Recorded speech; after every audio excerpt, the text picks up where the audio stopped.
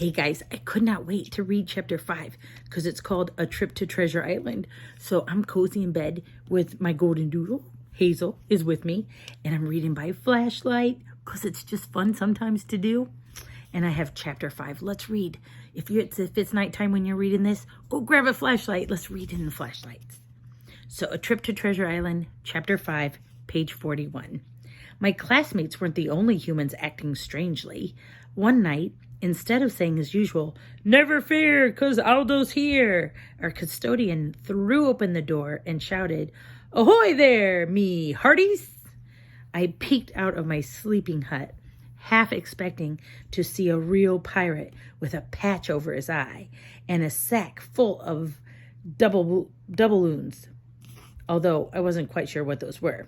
Instead, I saw old pal Aldo staring at my cage. "Are you in there, matey?" he asked. Yes. "And you certainly fooled me," I squeaked.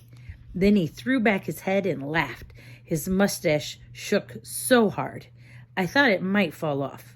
Luckily, Aldo's mustache is firmly attached.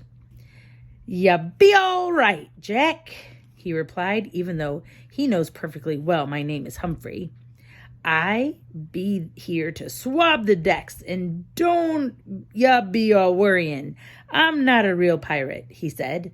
"Not yet, anyway," he added with a wink. That comment got my whiskers wiggling. I can tell you. Did he mean he might become a pirate someday? He didn't explain what he meant, just whistled a merry tune I'd never heard before. After he cleaned the floor and emptied the wastebaskets, he stood in front of my cage and said, "Check this out." He danced a very happy, bouncy kind of dance as he whistled this tune. When he was finished, he bowed and said, "That's a hornpipe dance. It's named after a musical instrument sailors play. What do you think, Humphrey?" I was happy he remembered my name again, and even happier to be able to squeak the truth. It was great. "Thanks, matey. Gotta set sail now." With that, he pushed his cleaning cart out of room 26. It was very quiet once he was gone, so quiet that I couldn't help remembering the thing he'd said about not being a pirate yet. Since Aldo was one of the nicest people I'd ever met, it was hard to think of him as a person who would steal people's treasure, which was what real pirates do. Still, with his fine mustache and excellent hornpipe dancing, I could almost believe he was a pirate. I couldn't sleep a wink that night, not just because I'm nocturnal, but also because of all the strange goings-on. Ugh! If I could go to the library, maybe I'd understand what everybody was talking about. I told my neighbor. Ugg floated in the water side of his tank as if he didn't have a care in the world. I flung open the door to my cage and came a little closer. "Wouldn't you like to know what's going on?" I squeaked loudly, just in case he hadn't heard me before. He didn't answer at all. He just floated around. Maybe he was sleeping, but who can really tell with a frog?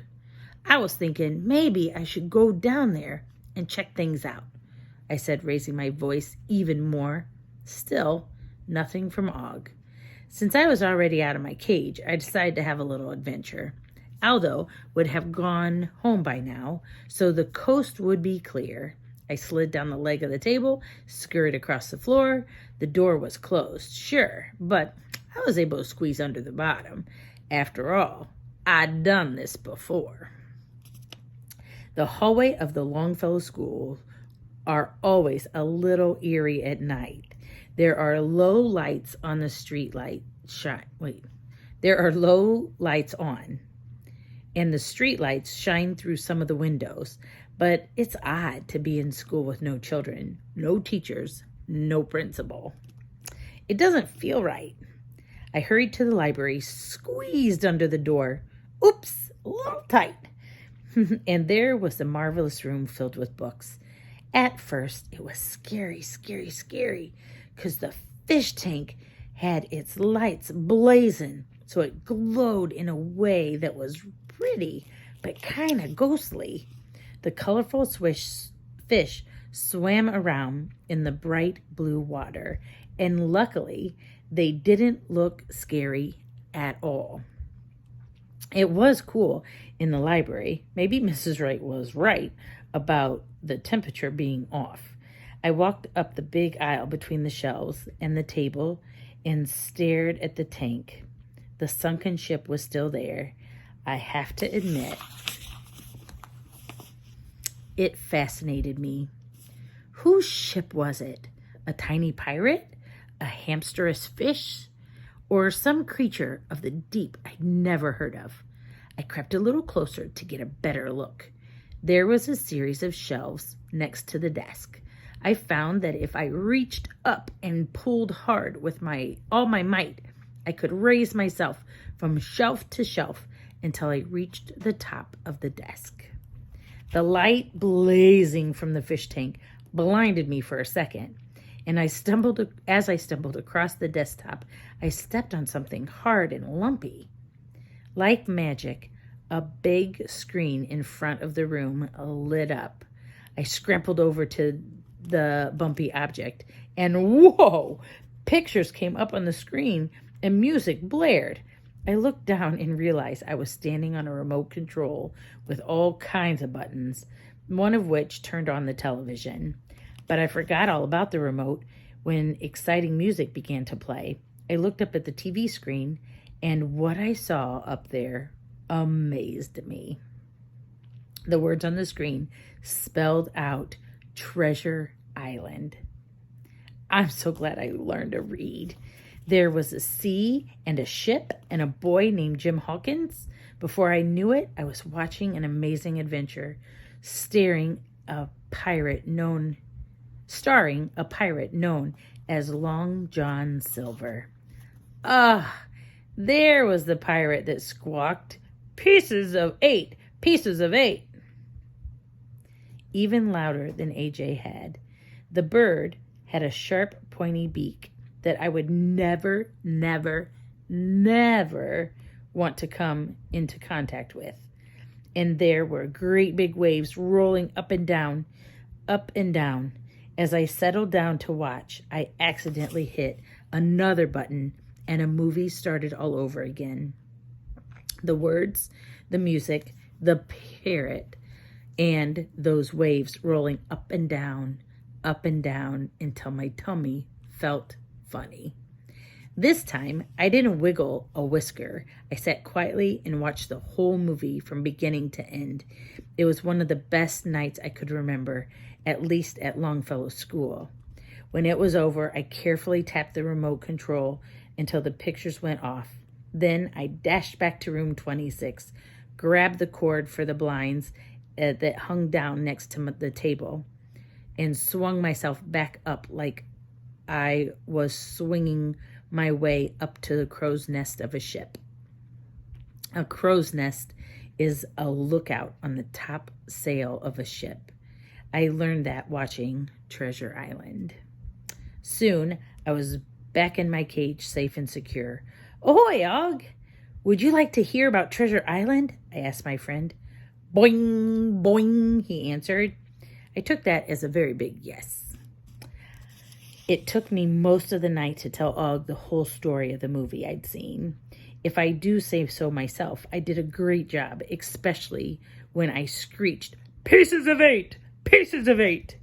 Whenever I did that, Og responded with an enthusiastic bong, bong. The next morning, once class was underway again, I was dozing away, dreaming about the desert island. This wasn't just any desert island. Hazel's moving around. Because in addition to the swaying palms and the ocean breezes, Mrs. Mack was there with me. And we had such fun eating dates and nuts and playing in the sand, which I must admit I like better than water. In my dream, I heard roaring roaring waves, screeching seagulls, and singing of the ocean breeze. Then there was a sound of Mrs. Brisbane. Maybe I wasn't dreaming anymore. I poked my head out of my sleeping hut. "Class, I have a big surprise for you," Mrs. Brisbane announced. "I've brought in some helpers to advise you about boats." "Woohoo!" AJ hooted loudly. Garth joined him. Mrs. Brisbane went to the door, and when she opened it, in came her husband, Bert, and surprise, Gail's mom. "Remember, there was a prize for the most beautiful boat and a prize for the most seaworthy," said the teacher. "Mr. Brisbane can advise you on building your boats, and Mrs. Morgenstern is an artist who can help you make them look good." The news created quite a stir in the class. Personally, if I were sailing, I'd want a solid, seaworthy boat, but I also like the idea of a good-looking craft. Having these two helpers was just the kind of idea a very clever hamster might have come up with. All of my classmates were buzzing with excitement, except for Gail, who stared down at her desk. I was puzzled. Wasn't she glad her mom was there? I decided to think about it for a while, but I guess I dozed off. The next time I woke up, Mrs. Brisbane was talking.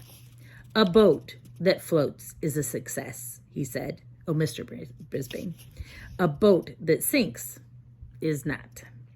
I nodded in agreement and then drifted back to sleep. I was awakened again by the sound of Mrs. Morgenstern's voice. "A thing of beauty is a joy forever," she said. "Your job is to make your boat a joyful reflection of who you are." Suddenly, I was wide awake. The SS Golden Hamster was definitely a joyful reflection of who I was. But would a boat like that actually float? My friends were already busy drawing and discussing their boats. If only I had a partner to help me build my boat. I stuck my head outside the hut. "Ugh, would you like to build a boat with me?" I asked. "Boing," he answered, followed by a loud splashing. I guess the idea of a boat is pretty silly to a creature who can swim like Og. So I watched my fellow classmates make their plans. Mr. Brisbane provided each group with a light wooden hull, a body of a boat, which he had hollowed out because Mrs. Brisbane said it was too dangerous for her students to be carving with knives. He wheeled his cart from table to table, encouraging my friends about their ideas. Mr. Brisbane moved around in a wheelchair after an accident last year, but it hasn't slowed him down one bit. Mrs. Morgenstern also moved around to each group. She was wearing a green and gold flowered tunic with gold pants tucked into her red boots. "Color is the key," she told Seth and Tabitha. "Choose your colors carefully. The sail's the thing," Mr. Brisbane told Art and Mandy. Remember that's what powers your boat. The Vikings were great sailors. Good choice." Vikings? My whiskers wiggled with excitement as I strained my neck, hoping for a glimpse of their drawing. Mrs. Morgenstern moved to the table where Gail was working with Heidi. "Come on, Gail," she said. "You can be more creative than that. Think color." Gail was not giggling. She wasn't even smiling. Kirk, who was almost always joking, was also very serious as he worked on his boat with his friend Richie. "I got a great idea," Kirk said as he quickly sketched a drawing. "I know all about boats.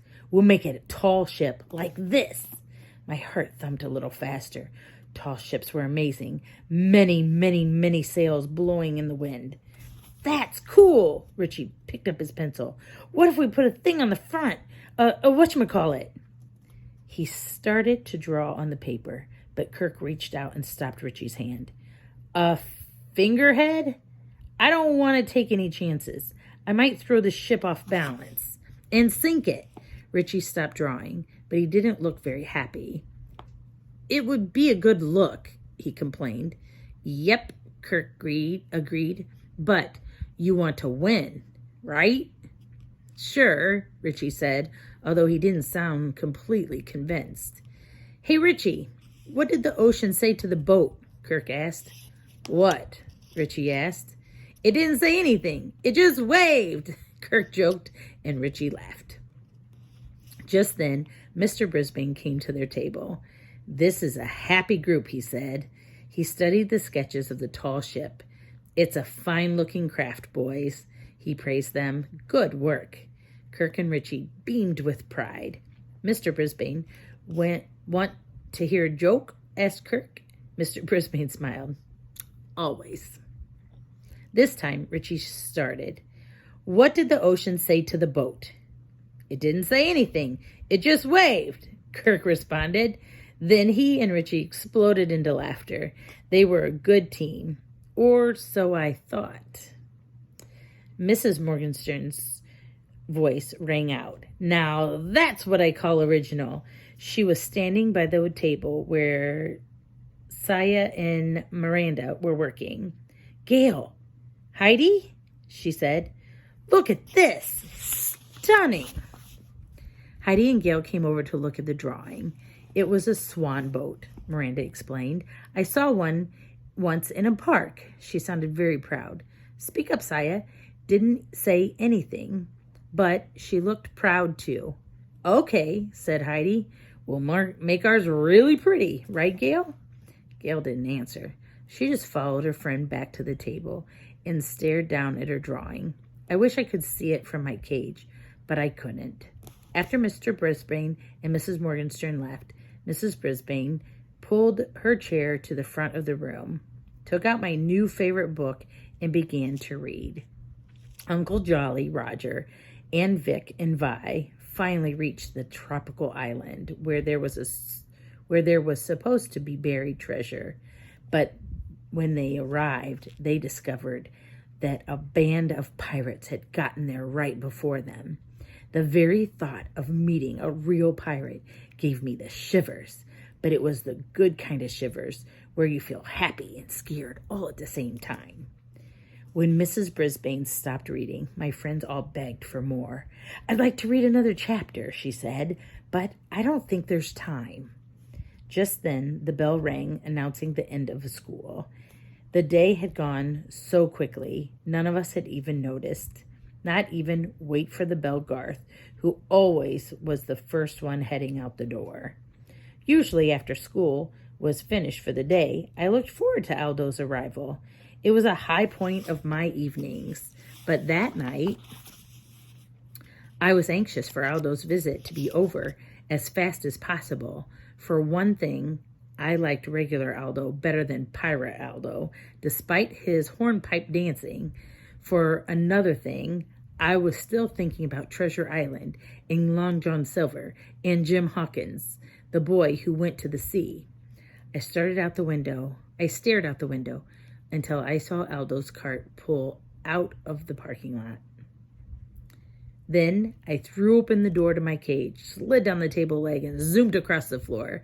I was so excited, I almost forgot to tell Og what I was doing. I felt a little guilty for having so much fun without him, but I couldn't resist the chance to see that movie again. I squeezed under the library door and headed straight for the remote control. I punched it, and boom! The monitor lit up. I was already set to sail on open seas. I was so surprised when instead of a pirate movie, there was some kind of program about how the human eye works.